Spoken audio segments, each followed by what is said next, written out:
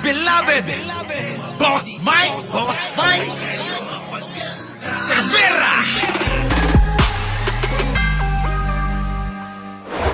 Mga bayani, muling binanata ni Pangulong Bongbong Marcos sa mga tiwali. Ito, pakinggan nyo mga kababayan ha. Pakinggan nyo maigi. I-connecta uli natin para sa mga hindi nakapanood kanina. Ano po? Yung pong tinalakay natin kaninang umaga, i-connecta natin ito. Itong balita na ito. Oh, sa mga nakapanood kanina, alam nyo na, no? Gets nyo to. Pero sa mga bago, sa mga bago rito, mga kababayan, magsa-10,000 na tayo. Isang like naman dyan, mga kababayan ko, ha? At sa mga hindi pa nakapag-subscribe, subscribe na. Mga kababayan, i-connecta natin para naman maunawaan ng mga bagong nanonood ngayon kung ano yung pinaliwanag natin kaninang umaga. Panoorin po muna ninyo ito at obserbahan ninyo, aralin ninyo, pakiramdaman ninyo, yung pong mga matatalinghaga na mga salita ni Pangulong Bongbong Marcos dito. Eto na. Ngayong araw ng mga bayani, muling binanata ni Pangulong Bongbong Marcos sa mga tiwali. Nagali ng Bulaklak ang Pangulo kasama ang ilang miyembro ng gabinete sa libingan ng mga bayani sa Taguig City.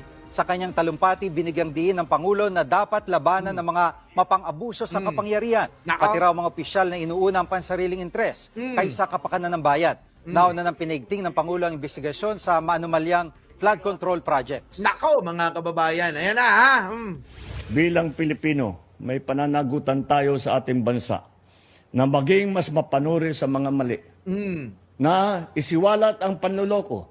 Pananagut din namin ang lahat ng sangkot sa anomalya dahil hindi lamang salapi ang kanilang ninanakaw, kundi pati ang kalusugan, pangarap, at kinabukasan ng mga susunod na henerasyon. Yan, mga kababayan, aralin nyo maigi yan.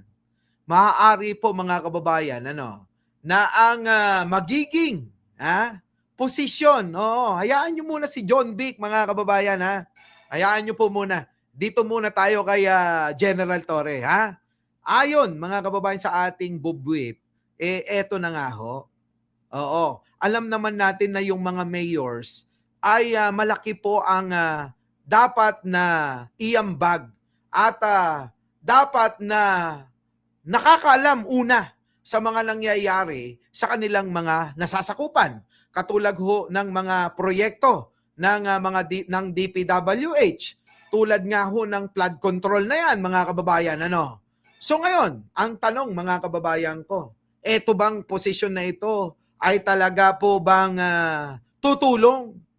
Kilala natin si General Torre. Kilala natin si General Torre na talagang eto pagkadating po sa mga trabaho na dapat ay tutugunan at dapat ay may resulta. Tulad nga po, mga kababayan, ng nangyari nga po kay Kibuloy at saka kay Digong, dyan nyo uli masusubukan. Ito daw po si General Torre. Nako, mga kababayan ko, maaari siguro, maaaring magkaroon ng lipatan. Maaaring yung isang,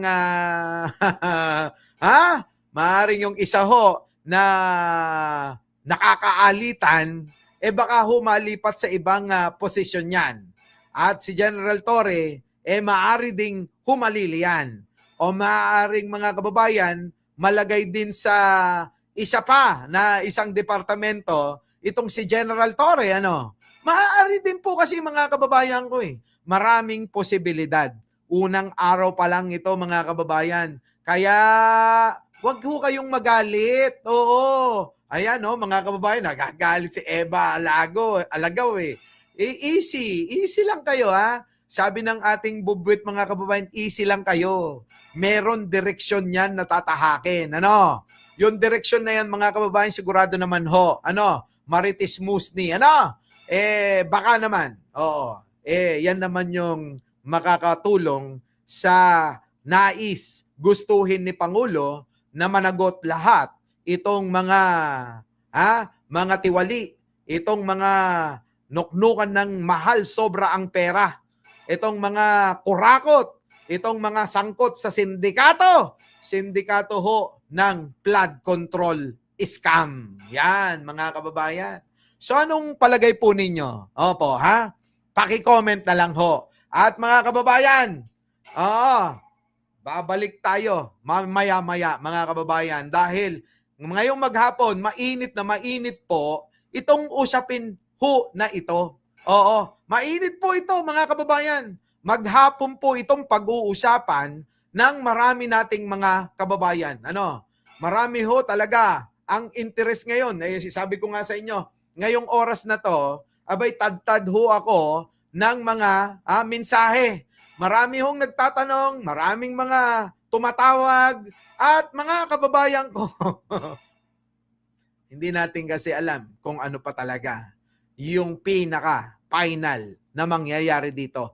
Basta ho, si General Torre ay masaya. Yan ang iiwan ko po sa inyong salita. Si General Torre ay masaya po sa panahon ngayon. Yan. Muli mga kababayan, hanggang dito na lang at magkita-kita tayo mamaya. Bago tayo maghiwa-hiwalay, huwag niyong kalimutan na mag-like, mag-share at mag-subscribe. Opo, ha? Maraming salamat po. Our beloved Boss Mike, Boss Mike.